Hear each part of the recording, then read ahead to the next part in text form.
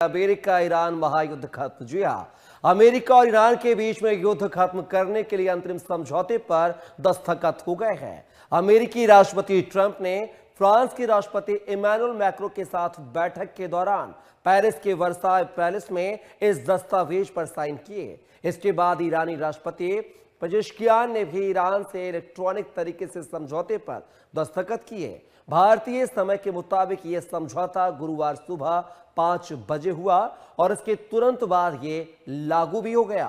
समझौते के तहत ईरान में युद्ध समाप्त होगा और लेबनान में भी संघर्ष खत्म करने की बात कही गई है। साथ ही हॉर्मुज स्ट्रेट को दोबारा खोलने और अमेरिका की नौसैनिक नाकेबंदी समाप्त करने की भी बात कही गई है।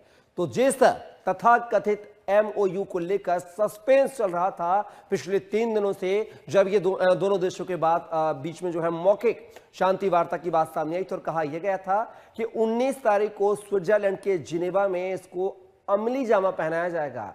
लेकिन 19 तारीख के पहले ही पेरिस के वर्साय पैलेस में इस एमओयू पर साइन हो गया है और जो अमेरिका ईरान के बीच में महायुद्ध चल रहा था पिछले 111 दिनों से, वो अब समाप्त हो गया। इस पूरे मुद्दे पर चर्चा करेंगे। हमारे साथ 2 खास मेहमान जुड़ गए हैं। पहले परिचय करवा देता हूं। इस मुद्दे पर चर्चा के लिए हमारे साथ जुड़ गए हैं एपी सांवरिया, जो कि पूर्व राजनयिक हैं। साथ ही डॉक्टर मनोज कुमार जी हमारे साथ हैं, जो कि विदेश मामलों के जानकार हैं। दोनों मेहमानों का स्वागत है हमारी चर्चा में। और चर्चा की शुरुआत सांवरिया जी आपसे कर लेते हैं। जिस तरीके से 111 दिनों से संघर्ष जारी था मिडिल ईस्ट में, अमेरिका ईरान के बीच में, साथ ही इजराइल भी इसमें भूमिका में था। अब आखिरकार 111 दिन के बाद इस महायुद्ध को जो है समाप्त कर दिया गया है। दोनों देशों की आपसी रजामंदी के बाद आखिर इतनी लेट लतीफी क्यों हुई और अब सहमति बन गई है। तो जिस तरीके से अमेरिकी राष्ट्रपति डोनाल्ड ट्रंप साहब जो है झुकने का नाम नहीं ले रहे थे, वो कहते कि हमारी शर्तों पर जो है समझौता होगा, शांति वार्ता होगी। दूसरी तरफ ईरान कह रहा था कि अगर उनके शर्तों को नहीं मानी गई तो वो युद्ध के लिए तैयार है। तो क्या माना जाए, ईरान ने जो 14 सूत्रीय समझौते की बात कही थी, जो शर्तों की बात कही थी, उस पर अब अमेरिका झुक गया है? कपिल जी, देखिए, आपका सवाल बहुत ही वाजिब है कि क्या कारण रहा है कि ये युद्ध इतने दिनों तक चलता रहा और जब इस युद्ध में कोई परिभाषा नहीं थी, क्योंकि युद्ध, कोई भी युद्ध किया जाता है तो उसमें एक ध्येय, एक एम रखा जाता है कि मैं ये करूंगा तो युद्ध खत्म हो जाएगा। लेकिन इस युद्ध में जो मैंने बड़े क्लोजली इसको वॉच करता रहा हूँ 28 फरवरी से लेके कल तक और आज तक, थर्सडे के सुबह 5 बजे जब ये समझौता हुआ, इस समझौते के बारे में भी कितनी बार ये बातें हुई और सारा कारण घूम फिर के यही आ रहा है कि इसमें जो डिले हुआ है समझौते में सिग्नेचर करने के, इंटरिम समझौता करने में, उसमें ट्रस्ट डिफिसिट है। एक दूसरे पे विश्वास की बहुत बहुत कमी है। और कल भारत के माननीय प्रधानमंत्री नरेंद्र मोदी जी ने समिट में, G7 समिट में कहा है कि दुनिया में इस वक्त रिसोर्सेज की कोई कमी नहीं है, लेकिन कमी है तो एक आपसी समझौते की, आपसी विश्वास की कमी है। और जब तक आपस में विश्वास नहीं होता, और यही हुआ ईरान और अमेरिका की लड़ाई के बीच में, एक तरफ समझौते की बात करते हैं, ऊपर से बॉम्बर भेज देते हैं। एक तरफ से ईरान तो मानता ही नहीं था कि मैं इस समझौते के लिए किसी तरह से तैयार हूं, क्योंकि उसकी तो स्मिता के ऊपर ही बहुत बड़ा चिन्ह लगा दिया था अमेरिका ने बगैर किसी कारण के। और अभी ये समझौता हुआ भी है तो सवाल ये उठा कि जीता कौन, क्योंकि जब युद्ध होता है तो अल्टीमेटली हर एक युद्ध का जो परिणाम होता है वो समझौता ही होता है। चाहे वो 1971 का वॉर पाकिस्तान के साथ भारतवर्ष का हुआ हो, तो उस समझौते में क्या हुआ है, कौन जीता है? 71 में तो भारतवर्ष 90,000 कैदी पकड़ के लेकर के आ गया था, जीत गया था। यहाँ पे कौन जीता? ना अमेरिका जीता, ना ईरान जीता। ईरान का तो नास्ते नाबूद कर दिया गया। कितना डैमेज हुआ है। उधर से जो 14 सूत्रीय समझौते पे साइन हुए हैं, कल साइन हुए हैं पेरिस के बीच में, उसमें तो मैं देख रहा हूं कि हर तरह से ही जो ईरान चाहता था वो उन्होंने साइन करवा लिए हैं। और अमेरिका ने किसी भी हालत से बचने के लिए, इस हालात, क्योंकि अमेरिका की हालात बहुत बुरे हो गए थे इस युद्ध के दौरान में, चाहे उसका डोमेस्टिक इलाका हो, चाहे इंटरनेशनल चीजें हो, वो उनकी जो दादागिरी थी अमेरिका की, वो ईरान ने निकाल दी और किसी तरह से जान बचा करके ट्रंप चले गए हैं पतली गली से। क्योंकि ट्रंप एक ऐसे राजनयिक है, मैं तो कहूँ राजनयिक नहीं है, वो एक बिजनेसमैन है। उनकी किसी बात पे विश्वास नहीं कर देना चाहिए। देखिए, मैं आपको एक चीज बताना चाहता हूं। कल भारतवर्ष के प्रधानमंत्री और डोनाल्ड ट्रंप की G7 में बातचीत हुई है, और उसी दिन उन्होंने क्या किया है, इंडियन यूएस आर्मी ने क्या किया, इंडो पैसिफिक के नाम से इंडो हटा दिया। तो इनकी इंटेंशन कभी भी क्लियर नहीं रही है।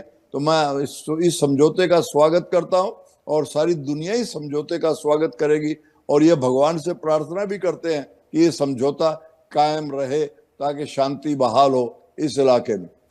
मनोज जी, क्या लगता है, जिस तरीके से पहले यह कहा गया था कि 19 तारीख को स्विट्जरलैंड के जिनेवा में हस्ताक्षर महोत्सव होगा, इसका नाम जो महोत्सव दिया गया था और समारोह का नाम दिया गया था, लेकिन अब जो है पेरिस में डाइनिंग टेबल पर हस्ताक्षर, आखिर इतनी जल्दबाजी क्यों?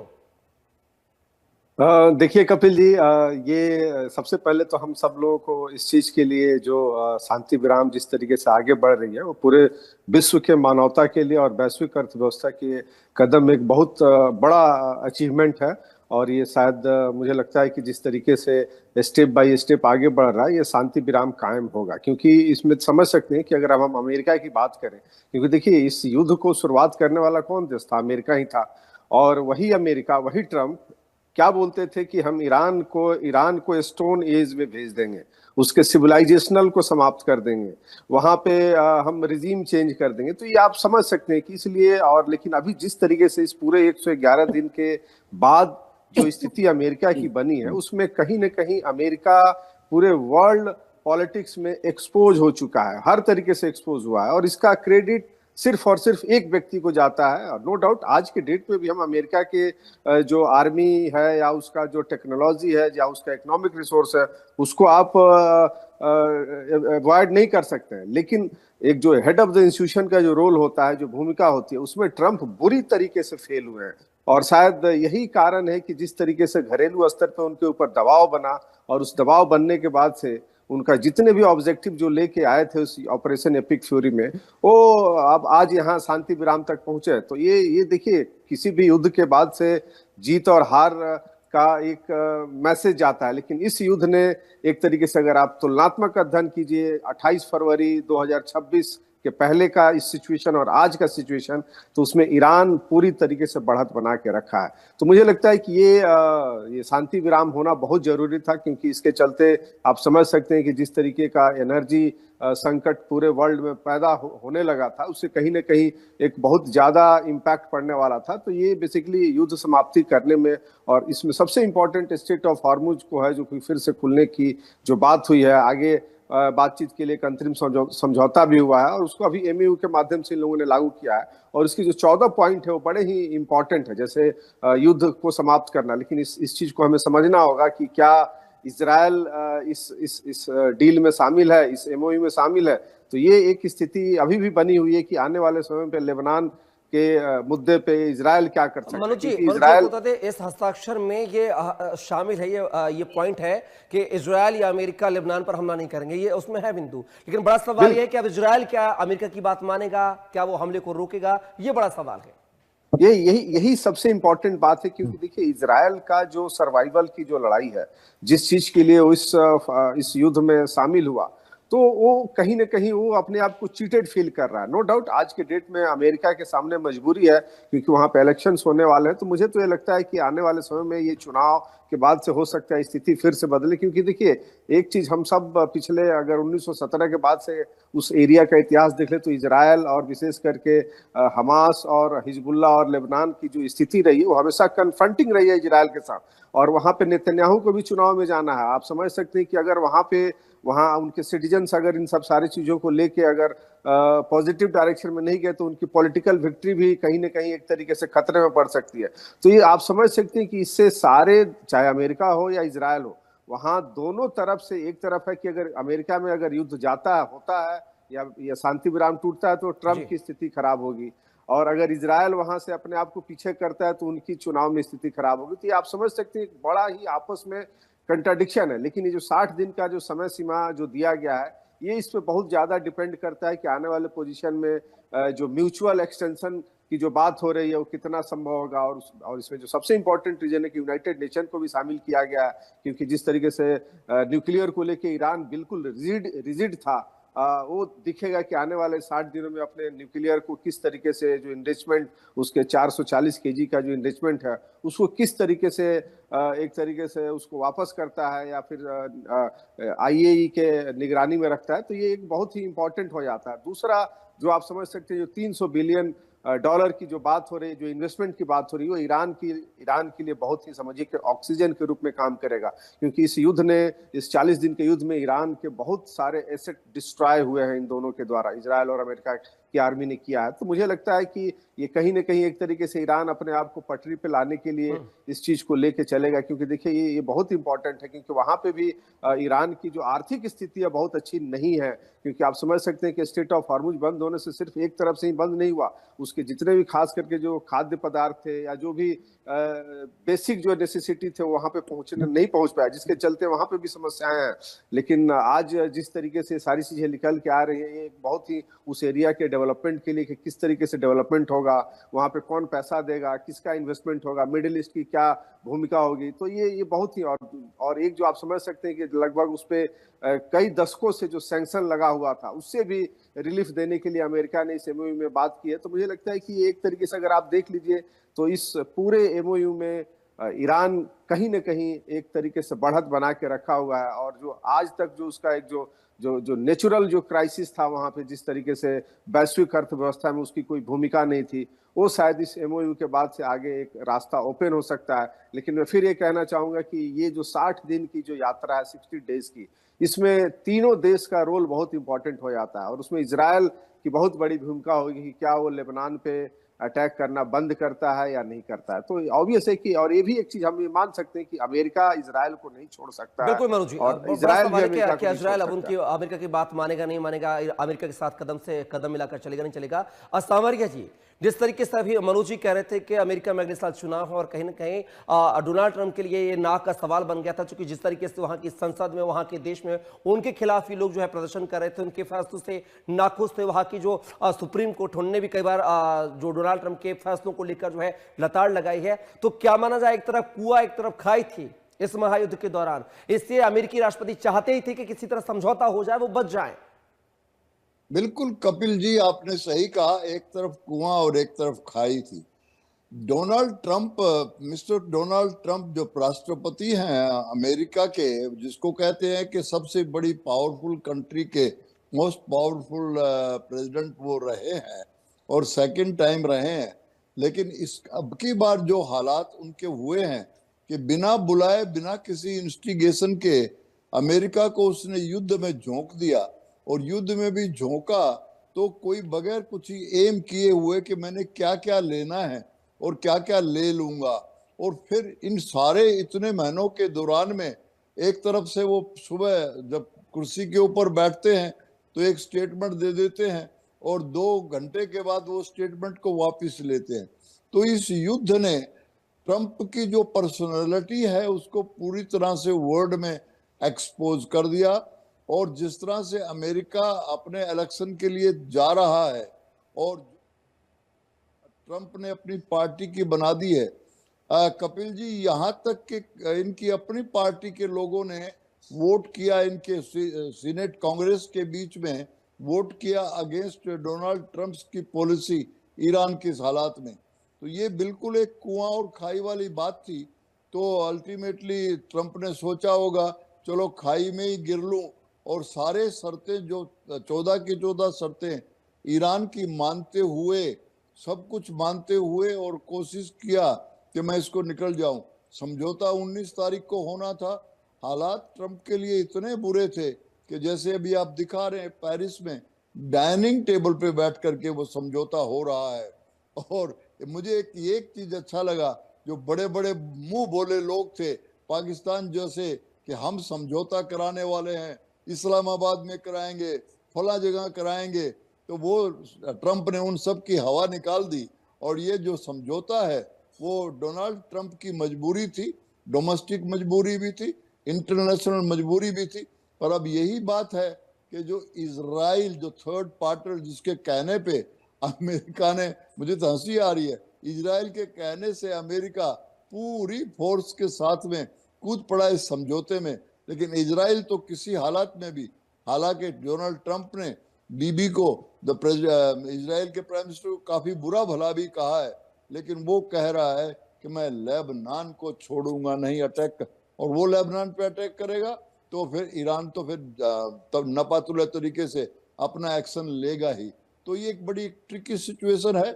लेकिन अब डोनाल्ड ट्रंप ने सोचा कि मैं कुएं में गिरने के बजाय खाई में गिर जाऊं। ये समझौता आपकी बात को चरितार्थ करा रहा है जी। कि कुएं और खाई में से उसने खाई को चुना और साइन करके अपनी जान बचाई। पर आने वाले समय में देखते हैं 60 दिन में क्या होता है, कहाँ तक पहुंचते हैं। हम यही इच्छा करते हैं, प्रार्थना करते हैं कि ये समझौता परमानेंट हो जाए, बिकॉज इसके आफ्टर इफेक्ट मेरी कंट्री पे भी और मेरी कंट्री के सारे वर्ल्ड के ऊपर बहुत ही नेगेटिव हैं, बहुत ही डिसास्ट्रस हैं। ईरान और अमेरिका के लिए तो हैं ही, पूरे वर्ल्ड के लिए हैं। मुझे कपिल जी प्रार्थना है भगवान से, ऑलमाइटी से, कि ये समझौता पूरा परमानेंटली लग जाए। मनोज जी, भविष्य को लेकर कुछ सवाल है क्या? जिस तरीके से जल्दबाजी में डील तो कर ली साइन डोनाल्ड ट्रंप साहब ने, लेकिन क्या डोनाल्ड ट्रंप की बात इजरायली पीएम बेंजामिन नेतन्याहू मानेंगे? क्या लेबनान पर वो हमले को रोकेंगे? और अगर वो हमले को नहीं रोकते हैं तो क्या ये डील जो हुई है, क्या ये ब्रेक हो जाएगी? ईरान फिर से युद्ध करने के लिए शुरू हो जाएगा? नंबर दूसरी चीज, 60 दिनों के भीतर जो है एनरिच्ड यूरेनियम को लेकर बातचीत होना है। अमेरिका बार बार कहता रहा है कि ईरान जो है परमाणु ना रखेगा, ना बनाएगा। क्या इन शर्तों पर 60 दिन के बाद सहमति बनेगी, नहीं बनेगी? देखिए कपिल जी, एक चीज तो हम सब लोग देख रहे हैं पिछले 111 दिन के बाद से, और उसके पहले की भी अगर स्थिति को आप देख लीजिए तो विशेष करके जो मिडिल ईस्ट का जो जो पीस जो समझौता है, या वेस्ट एशिया में जो क्राइसिस जिस तरीके से उत्पन्न हुआ, ये लंबे समय से चला आ रहा है। इसमें आप इजराइल फिलिस्तीन का जो स्ट्रगल है, जो संघर्ष, उसको भी देख सकते हैं, उसको आप इग्नोर नहीं कर सकते, क्योंकि वो ठीक है, इस पूरे प्रक्रिया में ईरान सामने निकल के आया, लेकिन अगर इसके पीछे जाके आप देखें तो इजराइल फिलिस्तीन का जो इश्यूज है वो बहुत ही इंपॉर्टेंट इश्यूज है। और उसी तरीके से ईरान और खास करके जो लेबनान के बीच में जो टेंशन रहा है इजराइल को लेके, गाजा में जो क्षेत्रीय स्थिरता का जो मेन मुद्दा रहा, वो कहीं ना कहीं इन सब सारे चीजों को प्रभावित करेगा। अब उसमें 2026 में ईरान अमेरिका जो एमओयू है, एक ऑब्वियस एक बहुत ही मेजर डेवलपमेंट, ये एक चार्टर है जिसके आधार पे लोग आगे बढ़ने का प्रयास कर रहा है, और इसको आज विश्व के लगभग सारे देश इस चीज को सपोर्ट करेंगे, क्योंकि आप समझ सकते हैं कि जो स्टेट ऑफ हॉर्मुज ने जिस तरीके से पूरे वर्ल्ड के इकोनॉमिक रिसोर्सेज को एक तरीके से आप समझ सकते हैं उसको ब्रेक कर दिया था, उसमें कहीं ना कहीं एक बहुत बड़ा ये अचीवमेंट के रूप में देखा जा रहा है। और देखिए सबसे बड़ा चीज है कि जो जो ईरान का जो ज्योग्राफिक लोकेशन है वो कहीं ना कहीं उसको बहुत ही इंपॉर्टेंट बनाता है, और शायद इसीलिए वहां पे अमेरिका बुरी तरीके से एक तरीके से जाके इस युद्ध में फंस गया, क्योंकि आप समझ सकते हैं कि जिस प्रकार से ऑब्वियस आज के डेट में भी हम अमेरिका के डिफेंस पावर को हम इग्नोर नहीं कर सकते, लेकिन उसके बावजूद भी जिस तरीके से ईरान ने अपने ड्रोन और मिसाइल से विशेष करके जो गल्फ के जो देश थे, जो मिडिल ईस्ट के जो देश थे, उनके ऊपर जो अटैक किया, उससे कहीं नहीं कि अमेरिका बुरी तरीके से प्रभावित हुआ, और शायद इसका अंदाजा भी नहीं था उसे इस युद्ध में जाने के पहले कि ईरान स्टेट ऑफ हॉर्मुज पे भी नाकेबंदी कर सकता है। और शायद इसीलिए मैं जो जो जो हमें जो समझ में जो आ रहा है कि शायद आज जो अमेरिका जो बैंडिंग के पोजीशन में है, जो एमओयू के आगे से शांति विराम की तरफ जा रहा है, उसका अगर सिंगल अगर कारण हम देखते हैं तो वो है स्टेट ऑफ हॉर्मुज। क्योंकि आप समझ सकते हैं कपिल जी कि प्रतिदिन लगभग 20 से 21 मिलियन बैरल कच्चा तेल उस रास्ते से गुजरता है, और जो लगभग वर्ल्ड का जो उसमें हिस्सा है वो मुझे लगता है कि 20 से 25% का हिस्सा वहां से जाता है। और जिस तरीके से चाहे एलएनजी को लेके हम देख ले, तो आप समझ सकते हैं कि उतना ही नहीं, सिर्फ ईरान का ही नहीं, सऊदी अरब, इराक, यूएई, कुवैत, कतर, ये जितने देश हैं उन सबका एक तरीके से इकोनॉमिक वे था, और उसको कहीं ना कहीं ईरान ने जिस तरीके से उस पर बढ़त बनाई, और आज भी अभी भी उसके हाथ में कंट्रोल है। और आप समझ सकते हैं कि ये जो अमेरिका ने जो अपना नेवी ब्लॉकेज लगाया उसको भी हटाने की बात हो रही है, और जिस तरीके से ये इस स्थिति में स्टेट ऑफ हॉर्मुज का जो इंपॉर्टेंस निकल के आया है, वो ईरान आगे कभी भी यूज कर सकता है, क्योंकि जो उसका टेरेन है, जिस तरीके से उसके वहां पे कंट्रोल करने की जो उसकी क्षमता है, वो बहुत ही इंपॉर्टेंट हो जाती है। और इसीलिए शायद आप समझ सकते हैं, चाहे चीन हो, भारत हो, जापान हो, साउथ कोरिया हो, ये सब के लिए कहीं ना कहीं एक आर्थिक मंदी की तरफ लेके जा रहा था। तो मैं ये कह सकता हूँ कि इस एमओयू में एक अभी अभी बिल्कुल पॉजिटिव डायरेक्शन में जाएगा। लेकिन दूसरा जो है, क्योंकि ये जो उस बेल्ट का जो क्राइसिस है वो सिर्फ इस ईरान और अमेरिका युद्ध से ही नहीं, उसके पहले से भी चला आ रहा है।